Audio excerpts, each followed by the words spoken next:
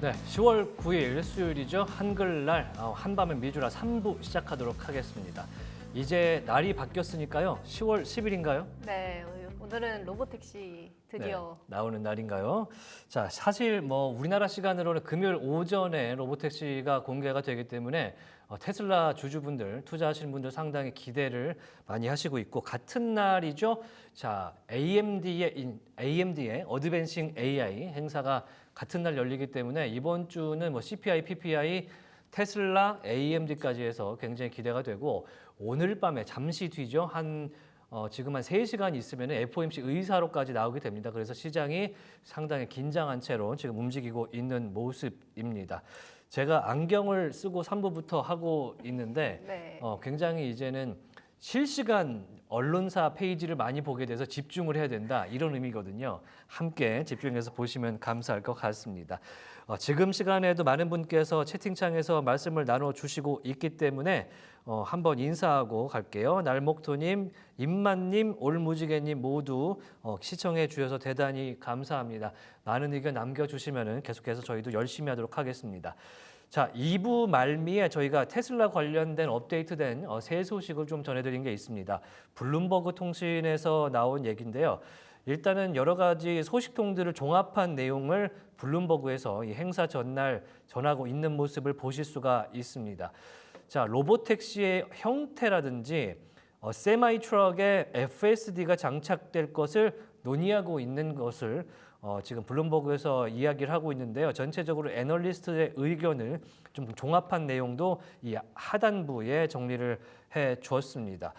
일단은 지금까지 알려진 바대로는 이 사이버캡 혹은 로보택시라고 불리는 이 차량에 대해서 인간의 운전자가 필요 없다는 점은 확인이 된 것 같습니다. 일단은 정말로 스스로 움직이는 그런 택시, 운송 수단 이런 걸로 지금 출시가 될 걸로 확인이 되고 있고요. 자, 로보택시 likely will use a combination of cameras and computing power to navigate the road.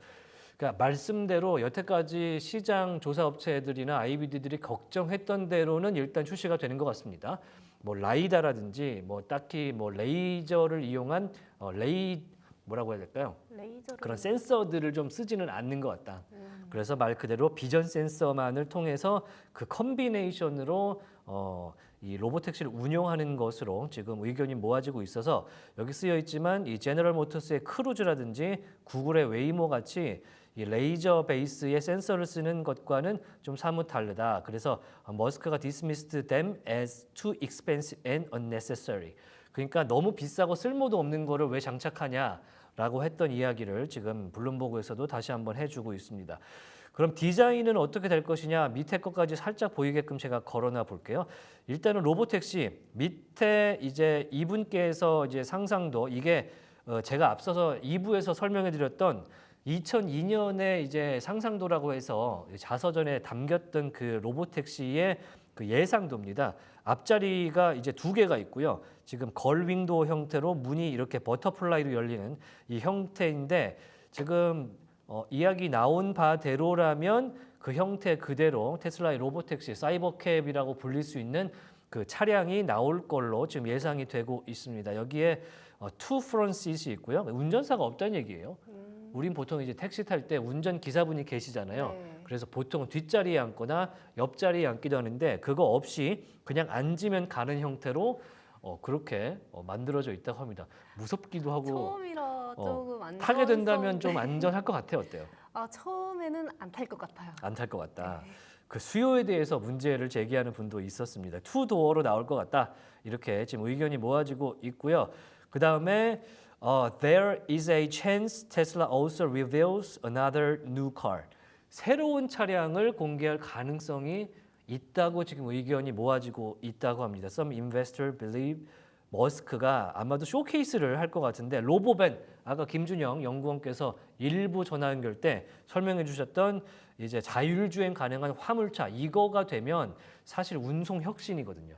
근데 일자리가 또 일자리 사라지죠. 문제는 생길 수 있지만 오퍼레이터로 대체한다는 컨셉들이 있고 충분히 그 엔지니어들이 또 수요가 생기기 때문에 여러모로 그것들은 대체할 수가 있게 되는데 지금 쿠팡이나 뭐 아마존 같은 경우에는 이 전기차를 통해서 운송하시는 분들이 있거든요.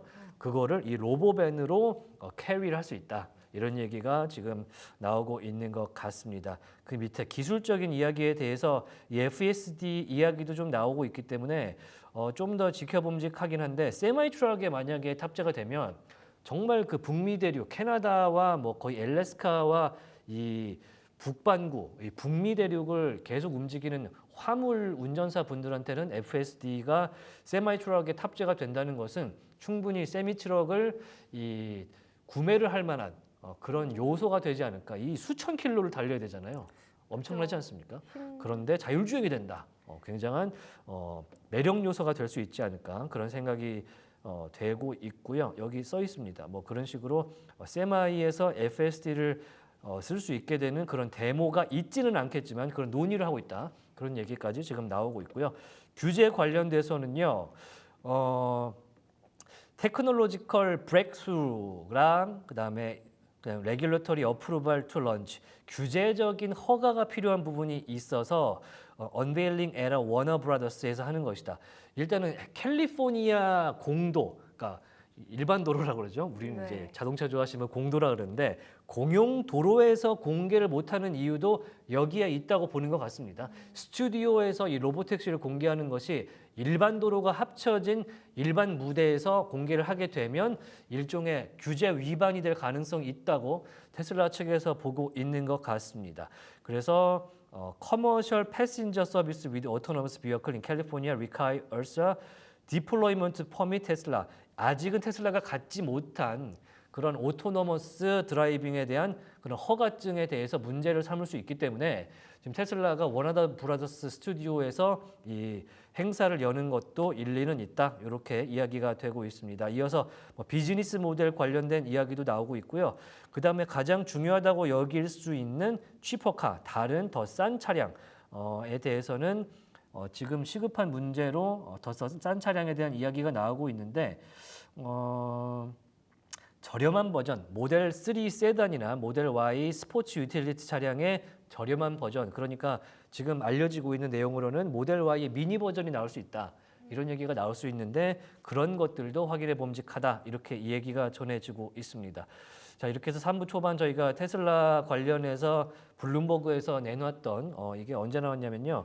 GMT9 11시 15분에 나온 기사군요. 얼마 안 됐습니다. 그래서 요 관련 기사 저희가 한번 전해드렸는데 테슬라 투자자분들이 지금 로보택시에 대한 너무 기대감이 크시기 때문에 좀 투자하실 때 여러 의견들을 취합하셔서 투자 결정, 매수 의견도 한번 내주시는 게 좋을 걸로 보입니다.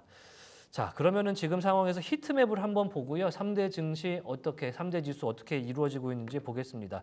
일단은 섹터별로 봤을 때는 확실히 극초반 분위기와는 조금 사뭇 달라진 모습 네. 보실 수가 있을 텐데 이 중에 가장 많이 지금 뛰어오른 게 뭐가 있습니까?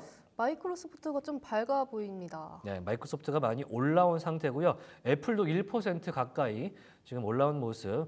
브로드컴이 오늘 엎치락 뒤치락이 너무 심하네요.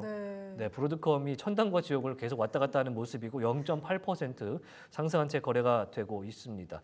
엔비디아는 0.5%. 오히려 이렇게 0.5% 오른 엔비디아는 뭔가 시장의 입맛을 충족하지 못하는 느낌이 있긴 한데 어찌됐든 초록색으로 빛나고 있다는 말씀도 드려보고요. 아마존 0.7%, 테슬라가 0.4%인데 초반에는 상당히 많이 그 기사 이후에 뛰었다가 네. 지금 나왔던 이야기들이 시장에서 예상하고 있는 측면에 대부분 부합하다 보니까 뭐 걸윙 도어라든지 두 개의 시트인데 사람이 타지 않고 뭐 그런 것들이 대략 비슷하기 때문에 지금 그 상승폭을 조금 반납하는 그런 모습을 보실 수가 있습니다. 코스트코 1.2%가량 지금 상승하는 모습이고요. 자, 쉐브론과 엑슨모빌 관련된 소식이 조금 전에 뉴스를 통해서 로이터에서 나온 게 있어서 짧게만 좀 전해드리면요. 일단 쉐브론 같은 경우에는 지금 마이애미, 플로리다 지금 걸프만에 있는 지금 쉐브론의 터미널들이 카테고리 5의 지금 허리케인이죠. 밀턴 허리케인으로 인해서 폐쇄하고 있다, 임시 폐쇄를 하고 있다 이런 소식들이 전해지면서 지금 원유 관련된 물동량의 차질이 빚어질 가능성에 대해서 시장이 우려하고 있는 것으로 나타나고 있습니다. 그래서 쉐브론 같은 경우는 엑스모빌과 함께 조금 전까지만 해도 마이너스에서 거래가 되다가 현재는 초보합세, 극보합세로 0.02% 오른 상태로 거래가 되고 있습니다. 자, 이번에 3부에서는요. 또 한 분의 전문가를 또 한번 모셔봐야 될 것 같은데요. 또 한 번 색다른 이야기 한번 들어보도록 하겠습니다. 자, 오늘장 어떻게 봐야 될까요? 성정모 연구원 한번 모셔보겠습니다. 안녕하십니까? 예, 안녕하십니까. 네, 오늘 저희와 함께 이틀째 방송하고 계신데 어제 첫날인데 굉장히 뭐 방송 자체, 증시 자체가 플러스로 끝나면서 안도는 했습니다만 오늘은 장초반 분위기 조금 흔들흔들하는 그런 느낌이 있었습니다. 왜 그랬다고 보십니까?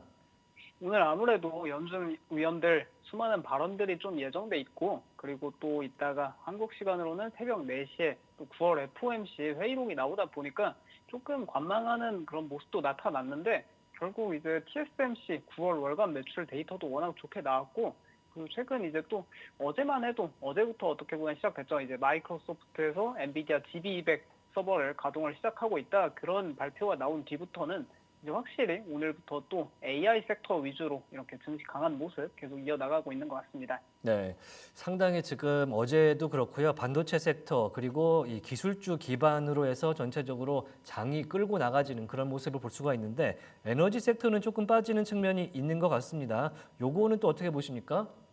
아무래도 에너지 섹터가 현재 이제 허리케인 영향으로 원래 해상유선에서 이제 생산에 좀 차질이 생겨서 공급 부족을 겪지 않을까 그런 전망이 있었는데, 근데 예상보다 허리케인 강도가 너무 강하다 보니까 이제 공급 부족보다는 그냥 이제 수요가 떨어질 거다. 그러니까 허리케인 때문에 미국 남부, 동남부 쪽에 수요 전체가 워낙 줄어들 거다. 그런 전망도 있고, 그리고 중국에서 내놓고 있는 현재 부양책이 시장 기대치보다 좀 미치지 못하고 있다 보니까 국제유가가 오늘도 조금 약세 흐름 보이고 있습니다. 그에 따라서 에너지 섹터 약세 보이고 있고, 오늘 반면에 이제 유가가 하락하니까 그 좀 반대쪽에 있는 크루즈 섹터, 그런 쪽이 오늘 시장에서 가장 많이 오르는 섹터거든요. 그런 것도 한번 특징적으로 짚어보면 좋을 것 같습니다. 네, 오늘 성정모 연구원님과 함께 다룰 이야기가 저희가 앞서서 짧게 다루긴 했습니다만 최근에 위기를 극복하지 못하고 있는 보잉 얘기로 출발을 해야 될 것 같은데요. 보잉이 오늘 52주 신저가를 기록을 했더라고요. 참 이 투자자분들이 지금 마음을 졸이고 계실 것 같은데 보잉 지금 상태 어떻습니까?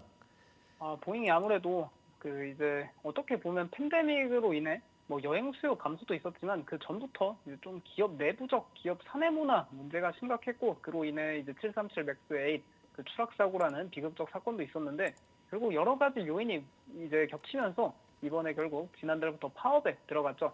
근데 이제 파업에 들어가면서 보잉이 이제 제때 737 맥스 생산에 좀 차질을 겪고 있는 상황이고, 파업 기간 동안 그리고 이제 임금도 좀 이제 막 줘야 되고 비용이 계속 발생하는 상황입니다. 그에 따라서 보잉이 현재도 팬데믹 때 워낙 많은 이제 부채를 빌려왔고, 그리고 737 맥스 사고 때도 정말 많은 이제 부채를 나라에서 빌려왔는데, 그에 따라 이제 부채를 좀 갚아야 할 시기가 다가오고 있습니다. 근데 보잉이 현재 파업 때문에 현금 흐름이 조금 이제 정체가 돼 있는 상황이고요.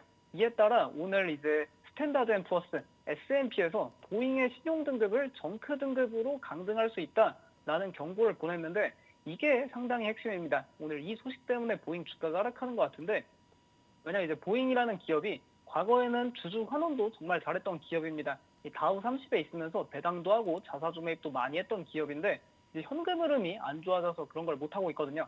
근데 이게 정크 등급으로 신용 등급이 강등되면 보잉이 갖고 있는 막대한 부채에 대해 이제 이자 비용이 훨씬 크게 증가하게 되고, 그러면 이자 비용이 증가하니까 보잉 현금 흐름이 더 안 좋아져서 앞으로 다시 배당도 못하고 자사주 매입도 못하고, 그러다 보니까 이 신용 등급 강등 우려로 인해 현재 주가가 조금 좋지 못한 모습 계속 이어가고 있습니다. 그리고 보잉이 결국 계속해서 이렇게 위기를 겪을 때마다 조금 반대급부에서 수혜를 얻는 섹터, 이런 것도 한번 생각해 보면 좋은데, 이 보잉이라는 기업이 사실상 이제 전 세계에서 유럽의 에어버스와 함께 항공기 제조 시장을 양분하고 있는데, 근데 항공기 제조 시장이 확실히 이제 보잉의 과거 737 맥스 추락 사고 이후부터는 여전히 그 시절 이제 2017년, 2018년 수준의 그 산업 규모를 아직도 회복하지 못했습니다. 그러니까 그만큼 항공기 제조가 계속 딜레이되고 있다는 건데, 근데 이 전망이 내년에도 결국 2017년 수준까지의 이제 항공기 시장 규모를 다시 아직도 상회할 수 없다. 그러니까 여전히 그에 미치지 못한다 전망이 나오고 있거든요. 이게 뜻하는 바가 결국은 항공기 제조를 못하게 되면은 항공사들은 계속해서 신형 항공기가 아니라 오래된 구형 항공기를 몰아야 하고, 오래된 항공기일수록 유지 보수, 수리 비용이 많이 증가하니까 항공기 애프터마켓 시장, 그러니까 유지 보수 시장이 잘 될 수밖에 없는 구조다. 그런 거 인지하면 좋을 것 같습니다. 그래서 관련한 기업들 한번 체크해 보면은 올해 이제 보잉 같은 경우에는 이렇게 항공기 제조사, 보잉은 주가가 마이너스 38% 이런 식으로 하락했는데, 반면에 이제 반대쪽에 항공기 유지 보수하고 부품 납품하고 뭐 수리해주는 트랜스다임, GE 에어로스페이스, 하우멧 에어로스페이스 같은 S&P 500 내에 있는 이제 항공기 애프터마켓 서비스 기업들은 주가가 계속 좋은 모습 보여주고 있고, 오늘도 보잉의 이런 악재 소식에 조금 이런 다른 반대 극부에 있는 기업들은 좋은 모습 이제 보여주고 있다. 체크해 보면 좋을 것 같습니다. 네. 사실 보잉 관련된 이야기는 뭐 파업 이전부터 해서 우주선 그리고 뭐 지금 비상구가 뜯겨나가는 사고도 있었고, 그 다음에 737기의 인도 건수 이런 것들이 지금 계속 겹치면서 매출적으로는 굉장히 불리한 상황에 처해 있는 것 같아서 저희도 계속해서 성정모 연구원과 함께 추적해 보도록 하겠습니다. 자, 이번에 이야기해 볼 것은 이제 반도체 관련된 섹터인데요. 대만에서 좋은 소식이 좀 오늘 나왔더라고요. 예, 아무래도 오늘 TSMC가 이제 9월 월간 매출을 공개하면서 이제 TSMC의 7월, 8월, 9월 3개월치 3분기 실적이 어느 정도 이제 윤곽이 잡혔는데 상당히 시장 예상보다 좋게 나왔습니다. 이제 전년 동기 대비 약 40% 가까운 매출 성장을 하면서 지난달 대비해서도 더 가팔라지는 성장세 보여줬고, 3분기 전체로 봐도 시장 예상보다 상회하며 확실히 이제 엔비디아 블랙웰 칩 생산이 점점 가속화되면 가속화될수록 TSMC 역시 이게 실적에서 드러나고 있다. 그래서 TSMC 실적이 이렇게 점점 성장이 가속화되니까 그런 AI 산업 전반에 확실히 수요가 강하게 돌고 있구나. 그런 게 오늘 반영되면서 시장이 좀 강세 흐름 보이는 것 같습니다. 그리고 TSMC 같은 경우에는 이제 1월에서 9월까지 매출 성장률이 이제 전년 동기 대비 약 32%에 현재 달하고 있는데, 이게 TSMC에서는 연간 매출 성장률 목표를 20% 중반으로 현재까지 제시하고 있거든요. 근데 이렇게 계속 월간 매출 공개될 때마다 계속 연간 매출 목표치를 상회하는 모습 보여주고 있으니까 TSMC 이제 다음 주에 실적 발표 예정돼 있는데 확실히 다음 주 실적 발표도 기대된다. 그렇게 보시면 될 것 같습니다. 네. 그리고 TSMC에 대해 조금 우려하는 요인도 분명히 존재는 하고 있는데, 이게 현재 뭐 TSMC, 뭐 엔비디아 칩 생산 가속화되는 건 알겠는데 TSMC의 최대 매출 고객인 애플의 아이폰 수요가 생각보다는 저조한 것 같다. 그런 우려가 분명 존재합니다. 그래서 TSMC가 생각보다 막 실적이 그렇게 좋지는 않을 것 같다 우려도 있는데, 근데 이게 아이폰에서 그 아이폰 16에 탑재되는 아이폰 A18 칩 주문이 감소하더라도 현재 이제 확실히 TSMC 반대에 있는 기업들이 조금 많이 어렵죠. 뭐 국내 삼성전자도 조금 어려운 상황이고, 그리고 미국의 인텔 같은 경우에도 자체 파운드리로 이제 자기네 칩을 생산하는 게 아니라 이게 기술 경쟁을 해야 되다 보니까 그냥 TSMC한테 이 칩 생산을 맡겨서 더 좋은 양질의 칩을 만들자, 그런 이제 모습이다 보니까 뭐 아이폰 수요가 둔화되더라도 그거 인텔이 다 채워주지 않을까, 그렇게 긍정적으로 접근해 보면 좋을 것 같습니다. 네. 상당히 뭐 애플에 대한 그런 기대감도 사실 TSMC를 통해서 알 수가 있었는데, 이번에는 애플 이야기를 좀 해봐야 될 것 같습니다. 애플이 뭐 어떻게 지금 아이폰에 대한 수요 문제를 좀 겪고 있는 것 같습니다. 뭐 초반에 리드 타임 관련된 이슈도 좀 나왔었던 것 같고요. 오늘 이제 어떤 시장 조사 업체 리포트를 보니까 뭐 아이들이 아이폰에 대해서 변경할 의사가 지금은 좀 떨어진다, 이런 조사까지 나온 걸 보니까 상당히 좀 이번 3분기와 4분기가 좀 걱정되긴 하는데 어떻게 좀 보십니까? 예, 일단 오늘 그렇게 뭐 파이터 샌들러라는 시장 조사 이제 IB 인베스트먼트 뱅크에서는 자기들이 10대 소비자들 조사해 보니까 아이폰 슈퍼 사이클은 조금 과장된 것 같다, 그런 식으로 이야기는 하고 있는데, 그렇다고 이제 뭐 너무 뭐 그렇다고 교체 아예 안 한다, 그 정도는 아니거든요. 그래서 확실히 조금 여전히 뭐 보수적인 시각도 있고 긍정적으로 보는 시각도 있다 보니까 애플은 진짜 실적 발표 전까지는 예측할 수 없을 것 같습니다. 그래서 실적 발표 그때 되면 한번 체크해 보도록 하겠고요. 네. 그리고 델과 퀄컴 이야기까지 같이 준비를 좀 해주셨는데 퀄컴 같은 경우에는 사실은 이제 모바일 AP 분야에서는 사실 선두인데 이게 AI를 기반으로 온 디바이스 된 AP에서는 좀 부족하다 이런 평가들이 어제 나온 바가 있었거든요. 그리고 나머지 델 테크놀로지 같은 경우에도 상당히 IT 섹터에서 수혜주로 꼽히긴 했는데 엔비디아 영향력에서 뭐 벗어났다가 들어왔다가 뭐 이런 느낌이 좀 있어요. 어떻게 보십니까? 확실히 뭐 델 같은 경우에는 이제 PC 좀 전문 업체인데, 아니 PC하고 서버를 함께 제조하는 업체인데 이제 AI 서버로 인해 좀 수혜를 받다가 최근에 주가가 부진한 데에는 뭐 서버 경쟁도 있지만 최근에 좀 PC 시장이 둔화되는 게 영향이 있는 것 같습니다.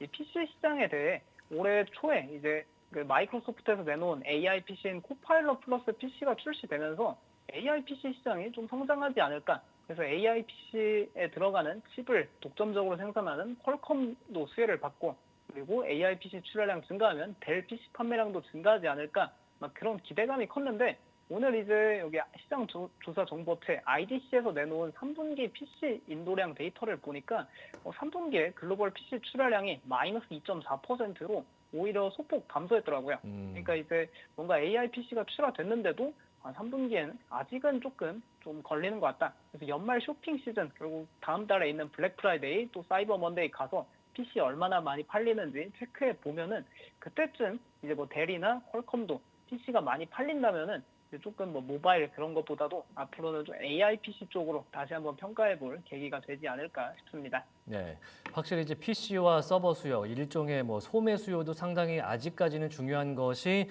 이렇게 퀄컴과 델 테크놀로지 이렇게 볼 수가 있을 텐데 애플도 마찬가지겠고요. 자, 이러면은 이제 AI 관련주 어떻게 되는지 좀 오늘 나머지 장 시간에서 좀 지켜봐야 될 것 같은데 오늘 장 어떻게 좀 남은 시간 보면 좋을까요? 오늘 그래도 당연히 뭐 이따 한국 시간 새벽 4시에 페드 이제 9월 FOMC 의사록이 나오긴 하는데, 근데 이제 9월 FOMC 그때 50bp 인하 이후에 그 다음 달에 이제 이번 달 초에 나왔던 9월 고용 지표가 워낙 좋게 나왔다 보니까 사실 이제 뭐 FOMC 의사록에서 조금 이제 뭐 보수적인 이야기하고 경제가 좋지 않은 것 같다 그런 이야기를 했더라도 일단 경제 지표가 시간이 지나면서 오히려 좋게 나오고 있기 때문에 시장에서는 그 의사록 발표 이후에도 그렇게까지 크게 반응하지 않을 것 같고, 오늘 현재 장 분위기 그대로 AI 섹터 위주로 조금 강세, 현재 수준 이어가지 않을까 그렇게 보고 있습니다. 네, 어제 이어서 이틀 연속으로 오르지 않을까 이렇게 보시는군요. 자, US 스탁의 성정모 연구원과 3부에서 연결을 해봤습니다. 오늘도 말씀 대단히 고맙습니다. 예, 감사합니다. 네, 현재 S&P 500 지수가 지금 시장 초반에 좀 부진한 모습을 털어내고 계속 오르면서 0.47% 오른 채 거래가 되고 있는데요. 조금 전에 새로운 신고가를 기록했다는 뉴스가 브레이킹으로 들어왔었습니다. S&P가 이제 새로운 신고가를 이틀 연속으로 경신했다 이런 소식이 들어왔고요. 확실히 초록불을 계속해서 켜주니까 신고가도 계속해서 경신을 해주는 모습 볼 수가 있습니다. 자, 나스닥 지수도 지금 현재 0.4%가량 오른 모습 보여주고 있고요. 다우존스 산업평균지수 0.6%가량 올라주고 있습니다. 전체적으로는 장 초반에 상당히 좀 보수적으로 부진하지 않을까라는 예상을 좀 했었는데 현재 시간 12시 25분 정도 된 상황에서 지금 장이 한 2시간 정도 열린 상태잖아요. 네. 그러다 보니까 많은 분들께서 장세를 판단하고 본격적으로 오늘 장을 대비를 하고 있는 그런 모습을 좀 볼 수가 있습니다. 섹터별로 잠깐 돌아가 보겠습니다. 아마존이 0.9%, 엔비디아가 다소 빠졌군요. 0.15% 오른 상태로 볼 수가 있고요. 브로드컴 0.8%, 자, 마이크로소프트가 1.2% 정도 올라주고 있네요. 애플이 사실은 최근에 뭐 어떤 이야기를 해드려도 이게 오고 가는 이야기가 워낙 많기 때문에 일단 관망세인 분위기가 좀 있었는데 오늘은 1% 정도 올라주고 있습니다. 구글이 오늘 장전에 나왔던 여러 가지 소송권 관련된 이야기가 쌓이면서 1.9% 빠진 모습을 보여주고 있습니다. 코스트코 1.6%, 일라이릴리 0.34%, 그리고 많이 오른 곳이 화이자네요. 화이자 같은 경우는 이제 최근에 좀 이제 자금을 좀 수혈하는 모습, 좀 어떻게 좀 환골탈태를 할지 그런 기대감을 보여주는 그런 화이자인데 3.7% 가까이 오르고 있습니다. 화이자의 특별한 소식이 또 다른 소식이 없는지 체크를 좀 해봄직한 그런 타이밍이 되겠습니다. 자, 그러면 장으로 한번 돌아가 보도록 하겠습니다. 조금 전에 RCL 그러니까 로얄 크루즈거든요. 로얄 캐리비안 크루즈가 왜 이렇게 오르냐라고 말씀을 해주신 분이 계신데 올무지개님께서 저희한테 여쭤봤었거든요. 현재 주가 4.8% 올라 있습니다. 192달러에서 움직이고 있는데 지금 보시면은 52주 신고가예요. 오늘 신고가 기록하고 신저가 기록하는 새로운 이런 띠지들 많이 보고 있거든요. 자, 로얄 캐리비안 크루즈에 어떤 일이 있었을까요? 자, 오늘 보시면은 시티에서 이 로얄 캐리비안 크루즈에 대해서 목표가 상향과 상당히 긍정적인 보고를 내놓은 바가 있습니다. 그리고 이 로얄 캐리비안 크루즈와 함께 같이 좋은 평가를 내놓은 곳이 지금 보시면은 전체적으로 크루즈 주식의 크루즈 관련주, 그러니까 이게 여행 관련주가 되겠죠. 네. 상선 크루즈 여행 관련주 스탁에 굉장히 불리시한 그런 평을 내렸다고 시티에서 전하고 있는 그런 기사를 확인하실 수가 있습니다. 사실 앞서서 이 노르웨지안 크루즈 라인이라든지 로얄 캐리비안 크루즈, 카니발 이렇게 해갖고 상당히 EPS 그러니까 주당 순이익 관련된 좋은 전망들을 내놓은 바가 있거든요. 그래서 오늘 그 소식에 힘입어서 지금 특히 로얄 캐리비안 크루즈가 지금 많이 뛰어오른 모습을 확인하실 수가 있습니다. 4.6% 190달러 이상에서 거래가 되고 있고요. 함께 지금 잠깐 보자면 노르웨이지안 크루즈 같은 경우는요. 자, 지금 보시면 9% 올랐군요. 22달러에서 움직이고 있는 모습, 23달러 가까이 지금 평가를 받고 있습니다. 그러니까 시장 참여자들이 지금 여행 수요, 로얄 캐리비안 크루즈 같은 이 크루즈 여행 수요에 대해서 시장 참여자분들이 어떻게 평가를 하고 있는지 시티가 의견을 낸 것이거든요. 그랬더니 앞으로 EPS, 특히 이 주가 순이익, 주당 순이익과 그다음에 실적과 관련한 프로젝션, 향후 가치가 상당히 높게 평가된다라는 이야기를 내놓고 있어서 사실은 앞서서 내놨던 것이 노르웨이지안 크루즈 같은 경우는 중립이었는데 매수로 바꿨고요. 타깃가 조금 전에 22달러 선, 22에서 30, 23달러 선 보여드렸는데 타깃가는 30달러로 재조정을 했습니다. 그리고 나서 시티에서 내놓은 이 로얄 캐리비안 같은 경우는요. 잠시만요. 자, 지금 2027년까지 EPS가 20달러에 달할 거라는 전망을 좀 내놓은 바가 있어서 일단은 목표 주가 253달러로 설정을 해놓은 상태입니다. 조금 전에 보셨죠? 로얄 캐리비안 크루즈 191달러에서 움직이고 있는데 오늘 시티에서 설정한 목표 주가는 253달러입니다. 이 소식에 힘입어서 현재 4.5% 이상 뛰어오른 모습 보여주고 있습니다. 사실은 이제 캐리비안이라든지 여행 이런 수요들이 네. 남부 수요, 미국 남부 수요들이 좀 있기 때문에 이런데 허리케인이 들이닥치면 빠지는 경우가 있었는데요. 네.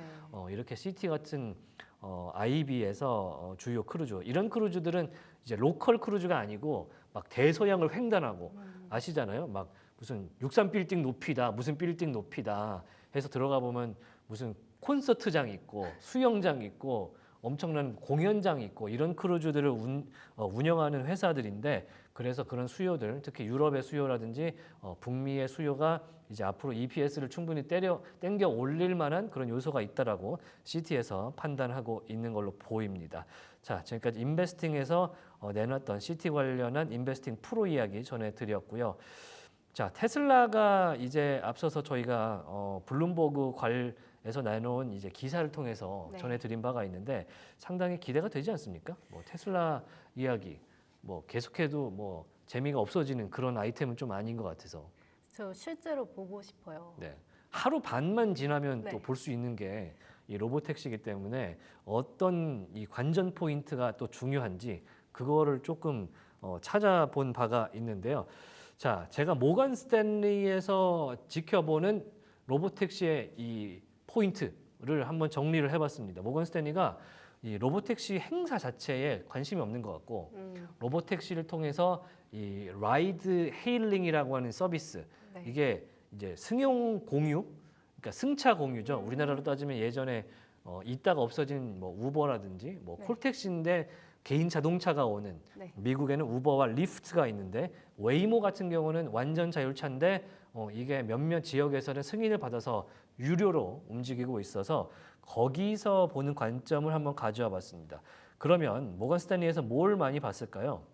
1조 마일의 자율주행은 언제 올 것인가? 그러니까 북미 대륙에 돌아다니고 있는 모든 차량을 봤을 때 여기서 자율주행 차량이 차지하는 퍼센티지는 얼마나 될 것인가? 그게 빨리 돌아야 된다. 현재 자동차 승용 공유 시장이 모든 승용 이 움직이는 이 마일리지에서 1%밖에 차지를 하지 않는다 그럽니다. 그러니까 일반 개인이 몰고 있는 그런 마일리지, 그러니까 이게 얼마나 오고 갔는지 그 누적된 마일리지에서 1%밖에 승용차 공유 시장이 차지를 하지 못하고 있는 게 현실이기 때문에 우버와 리프트 같은 이 두 회사가 정말 피 터지게 싸우고 있는 거거든요. 사람을 더 많이 부르려고 시시각각 프로모션을 내서 빨리빨리 사람들을 운송할 수 있게 해주고 있는데 그런데 자율주행이 등장하면 이 시장이 훨씬 열릴 것이다. 이렇게 말하고 있는 게 모건 스탠리의 입장이고요. 또 자율주행 기술이 정말 시장이 예상하는 것만큼 획기적으로 개선된 게 있을까 이렇게 얘기를 하는 거죠. 아까 블룸버그 기사에서 네. 다른 회사들은 막 돌아가는 센서, 라이다 센서 부착하고 이런 걸 하는데 테슬라는 카메라만 쓴다고 했잖아요. 네. 그러면은 이렇게 해서 가는 것이 정말 테슬라가 말하는 것처럼 안전하면서도 혁신을 하는 개선이 있을 것이냐. 그 점에서 조금 걱정하는 부분이 있는데 어찌됐든 테슬라가 앞서서 비전 센서라든지 이 FSD, GPU 기반 머신러닝 이건 무슨 소리냐면요. 테슬라에요. 엔비디아 GPU가 탑재가 돼 있어요. 그거 혹시 아세요? 아니요? 테슬라에는 엔비디아에서 만든 칩셋이 탑재돼 있어서 그걸 통해서 카메라가 보고 있는 이 도로 데이터들을 학습해서 어떻게 자율주행을 해야 되는지를 이제 알고리즘을 짜게 되거든요. 이게 얼마나 혁신적인지를 확인하는 과정에 있다는 소리입니다. 그래서 그게 굉장히 중요한데 또 한 가지 지적을 하죠. 안전 문제. 심지어 캘리포니아에서는 공도에서도 움직이지 못하는 테슬라의 FSD 그 로보택시가 다른 지역에서는 되겠느냐. 그나마 캘리포니아는 이제 규제에 대해서 네. IT 기업의 규제를 풀어주는 입장인데 자, 어떻게 될지 모르겠다. 이런 얘기를 하는 것 같기도 합니다. 자, 이 뒤에 거 보시면요. 현재 웨이모 같은 곳도 오스틴, 텍사스 오스틴이나 피닉스, 애틀랜타 같은 곳에서 이 어떻게 자율주행을 하고 있는지 상당히 중요한 성과가 될 것이고 이걸 통해서 로보택시가 아직 나오지도 않았지만 네. 향후에 매출 발전을 얼마나 시킬지를 알 수가 있다는 거죠. 그러니까 단순히 뭐 로보택시가 나왔으니까 우리 타보고 싶다고 하셨잖아요. 네, 네. 이채린 게스트는. 그러니까 로보택시가 나왔으니까 타보자가 아니고 웨이모가 이미 구글에서 돈 받고 자율주행차를 돌리고 있는데 네. 그걸 통해서 가진 데이터로 실제로 로보택시의 가능성을 가늠해 볼 필요가 있다. 이런 이야기를 하고 있고 지금 우버와 웨이모가 합작을 하고 있거든요. 근데 여기서 탑승 증가가 유의미하게 나타나지 않으면 데이터가 유의미하게 증가하지 않으면 이거는 우버에게는 장기적으로 위협이 될 수 있다. 왜냐하면 웨이모도 따로 돈을 받고 태울 수 있고요. 승객을. 네. 테슬라도 로보택시를 내놓으면 우버는 사람이 운전을 하는데 돈이 더 들잖아요. 그렇죠. 이게 임금이 드니까 엄청 위협적이기 때문에 우버 투자자 입장에서는 사실 로보택시 행사가 뭐 둘 다 투자하시는 분이 아니라면 어쩌면 위협적인 그런 행사가 될 수도 있다라고 모건 스탠리가 이렇게 이야기를 해주는 겁니다. 그러면서 테슬라가 완전한 레벨 4, 그러니까 악셀레이터도 없고 브레이크도 없고 핸들도 없는 레벨 4가 나오게 되면 우버의 리프트 대신에 우버와 리프트 대비해서 무려 40% 이상의 비용 절감을 가져갈 수 있기 때문에 앞으로 그 방향성을 좀 지켜봐야 된다. 특히 이 완전한 레벨 4가 차량이 2025년부터 로드 테스트를 한다 그래요. 그랬을 때는 얼마나 경쟁력이 있을 것이냐. 그러니까 이 내용은 이 웨이모와 리프트와 우버 투자자들한테 전하는 이 테슬라 로보택시를 바라보는 시선 이런 리포트로 정리를 할 수가 있을 것 같습니다. 참고로 웨이모 같은 경우에는 자 다음 장에 잠깐 보여주시면 현대차 아이오닉 5 가지고 방금 말씀드린 네. 이 로봇 그 레벨 4 단계의 이 완전 자율 택시를 온로드 테스트를 들어간다고 하니까요. 이 현대차와 알파벳, 그러니까 구글 웨이모가 얼마나 같이 파트너십을 하는지도 한번 잘 지켜보면 좋을 것 같습니다. 자, 제가 아이오닉 5 택시는 우리나라에서 많이 타봤는데 되게 편하잖아요. 네. 많이 자주 타보시죠. 그 널찍한 뒷자리를 갖고 있기 때문에 지금 제가 알기로는 웨이모가 제규어의 아이페이스 차량을 쓰는 걸로 알고 있거든요. 네. 뒷자리가 굉장히 좁은 그러니까 소형 SUV인데 자 아이오닉 5를 통해서 현대자동차도 좀 같이 반등을 하면 좋겠다 이런 생각도 한번 가져보도록 하겠습니다. 자 그러면 이번에는 다른 소식으로 한번 넘어가 봐야 할 것 같은데요. 넘어가기 전에 혹시 지금 저희가 이제 12시가 지나면 전쟁 관련 소식이 또 들어온다고 했으니까 한 네. 번만 체크하고 이채린 게스트와 얘기를 나눠보도록 할게요. 자, 블룸버그로 먼저 가보는 게 좋을 것 같습니다. 자, 블룸버그 화면 한번 보시고요. 지금 보시면은 블룸버그 메인에는요. 중국 관련된 소식이 훨씬 더 많이 나오는 측면이 있고 그 다음에 구글의 이 반독점 소송 관련된 이야기가 나오고 있고요. 가운데는 중국 오늘 본토 지수 네. 상하이 증시와 선전 증시가 폭락했거든요. 네, CSI 300 지수 완전 폭락했기 때문에 그 이야기를 해주는 뉴스가 있고 밑에는 허리케인 카테고리 5를 만든 이 허리케인 밀턴에 대한 이야기. 지금 네타냐후와 관련된 이야기가 나오고 있는데요. 바이든 대통령과 대화를 했다고 합니다. 요거 한번 눌러보겠습니다. 자, 네타냐후 총리가 자 바이든 대통령과 이스라엘의 이란에 대한 지금 보복 조치에 대해서 이야기를 나눈 걸로 전해진다는 블룸버그에 지금 뉴스가 들어와 있습니다. 지금 현재 시간이 12시 37분인데요. 12시 9분 그러니까 한 20여 분 전에 들어온 소식인 것 같습니다. 자 잠깐 같이 보시면요. 일단은 베냐민 네타냐후 이스라엘 총리실이 조 바이든 미국 대통령과 한 달여 만에 처음으로 통화를 했다 이런 얘기가 들려오고 있고요. 통화 굉장히 오랜만에 한 거군요. 네. 네, 왜냐하면 다른 뉴스에는 이 국방장관끼리는 지난 1년 동안 80여 차례 통화를 했다 이런 뉴스가 있었는데 이 대통령과 총리 사이에는 통화를 굉장히 오랜만에 한 그런 느낌이 좀 있습니다. 자, 혈맹치고는 좀 자주 통화하지 않는 두 분이군요. 자, 그러면요. 두 양측은요. 수요일 후반부에 정상들이 논의한 내용을 공개할 걸로 예상이 되고 있다. 이런 내용이 나오고 있고요. 자, the conversation was the first time Biden and Netanyahu had spoken since August. 8월 이후에 처음이고요. 자, 여러 가지 다른 내용이 나오고 있는데요. 뭐 하산 나스랄라 살해 소식 이런 기사 내용들로 지금 채워주고 있는 기사고요. 자, U.S. has since acknowledged Israel must respond to that strike. 그러니까 일단은 이스라엘이 공격에 대응을 해야 되고 보복은 어찌됐든 간에 일어날 것이다라는 점을 인정한 그런 내용을 좀 담고 있는 기사로 보입니다. 자, 그리고 미국 행정부에서 네타냐후 총리에게 이란의 이 에너지 기반 시설이나 핵 시설을 공격하지 말라고 촉구한 사실이 지금 전해지고 있고 요거는 사실 앞서서도 네. 그건 좀 아닌 것 같다라고 전해지는 내용이 있었던 부분에 대해서 블룸버그에서 지금 기사로 확인을 해주고 있고요. 두 정상 간의 관계가 다음 주에 발표할 예정인 새 책이 있다 그래요. 저널리스트 밥 우드워드라는 분께서 밥 우드워드 기자가 무슨 책을 내놓게 되는데 이건 또 뭡니까? 다음 주에 출간되는 이 책으로 인해서 관계가 과연 좁아질 수 있을지. 지금은 전체적으로 미국이 이스라엘의 정보전에서 통보를 받지 못하고 있다는 소식이 들려오고 있거든요. 네.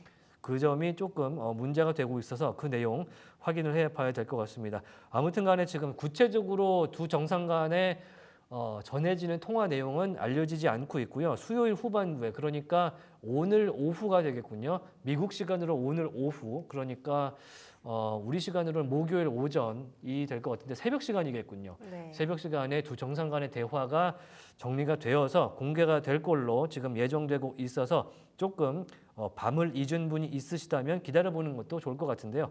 국제유가 상황으로 보자면 과연 국제유가는 이 내용을 지금 반응을 하고 있을까요? 자, 0.5% 정도 빠진 채 거래가 되고 있고 지금 조금 전에 관련된 내용이 조금 나오면서 소폭 상승했었습니다. 지금 다시 반등을 하는 모습이고 떨어졌다가 소폭 상승을 했었고요. 이 시간대는 지금 보면은 지금으로부터는 좀 먼 시간대군요. 빠졌을 때가요. 지금 9일 10시 25분, 11시 반쯤, 우리 시간 11시 반쯤에 좀 빠졌었고, 그러니까 전체적으로 전쟁 위험 감지는 좀 되지 않는 그런 분위기였는데 지금 계속해서 조금씩 올라주고 있는 분위기 보실 수가 있습니다. 서부 텍사스 원유 73달러 수준에서 거래가 되고 있고 어제보다 0.68% 빠진 채 지금 진행이 되고 있습니다. 자, 그럼 월스트리트 저널에서는 어떤 내용이 나왔을까요?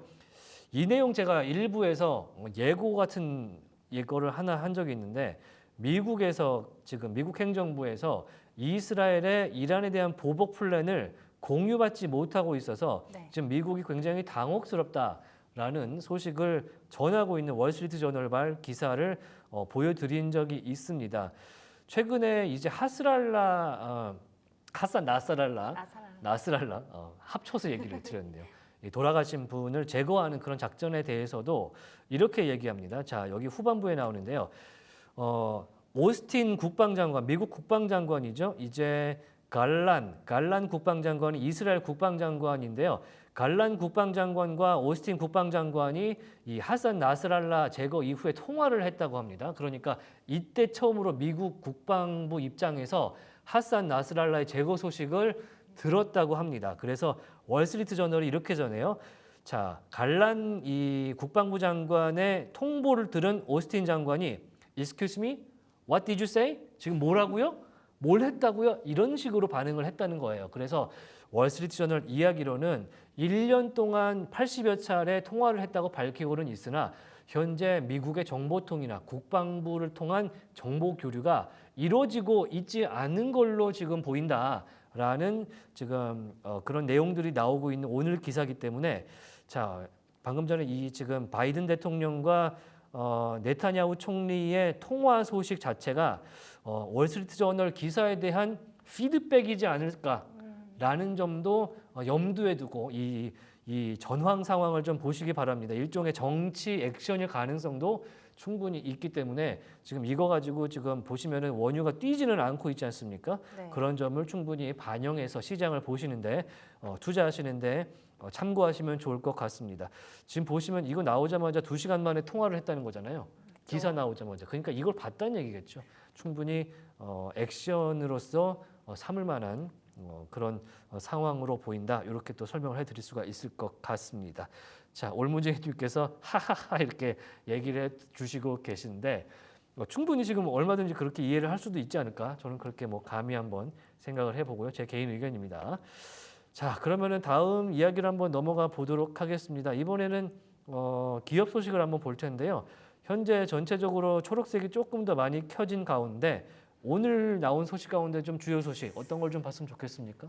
아까 말씀 나왔던 우버 소식 전해드리겠습니다. 우버가 테슬라의 로보택시에 좀 위협받을 수 있다 이런 얘기 네. 나왔었는데 네, 짧게 좀 했으면 좋겠습니다. 시간이 좀 짧군요.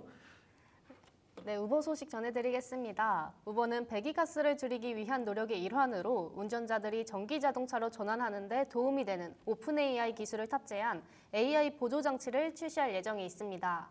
이 차량 호출 회사는 수년 동안 전기차로의 전환을 지지해왔으며 2040년까지 운전자 파트너가 전기차로 완전한 전환할 수 있도록 8억 달러를 지원하겠다고 했습니다. 오픈 AI의 GPT-4 옴니를 기반으로 하는 AI 어시스트는 화요일에 런던에서 열린 우버의 고객 제로 이벤트에서 공개됐습니다. 이 챗봇은 내년 초 미국에서 출시될 예정이고 나중에 다른 지역으로 확장될 예정이 있습니다. 우버는 운전자의 도시와 적격 인센티브에 따라 맞춤화된 답변을 제공할 예정이라고 했습니다. 또한 이 회사는 2025년 초에 EV를 넘어 질문에 답하기 위해 챗봇의 사용을 확대할 예정에 있습니다. 북미와 유럽에서는 매달 약 18만 명의 우버 운전자가 전기 자동차로 전환하고 있습니다. 다라 코스로샤이 CEO는 우버 운전자들은 미국, 캐나다, 유럽의 평균 운전자보다 5배나 빠르게 전기차를 도입하고 있고 런던에서는 현재 우버로 운행하는 전체 주행 거리의 거의 30%가 전기차인 셈이라고 합니다. 우버는 또한 전기자동차로 전환하는 운전자와 숙련된 전기자동차 운전자를 연결해주는 멘토링 프로그램을 출시합니다. 또한 음식 배달 플랫폼의 우수 판매자에게는 자체 지속 가능성 이니셔티브의 자금을 지원하고 더 많은 고객에게 도달할 수 있도록 5만 달러를 수여하고 있습니다. 우버는 고객이 전기차를 체험할 수 있는 일련의 팝업을 시작했는데요. 런던의 사용자는 로터스 엘렉트레를, 로스앤젤레스, 마이애미, 댈러스의 사용자는 리비안 R1을 시승해 볼 수 있습니다. 네. 뭐 지원금까지 준다고 하니까 일단은 우버가 자율주행이라는 데서 이 이니셔티브를 좀 확실하게 쥐고 가겠다 이런 네. 의지가 좀 보이는 그런 상황입니다. 오늘 우버 주가 1.7%가량 뛴 채 움직이고 있고요. 주당 77달러 45센트에서 거래가 되고 있습니다. 일단 우버에 대해서 뭐 좋은 평가들이 최근에 몇 차례 나왔기 때문에 로보택시와 관련해서도 앞서 설명해 드린 대로 관련을 좀 지어서 리프트까지 패키지로 한번 보시는 게 좋을 것 같습니다.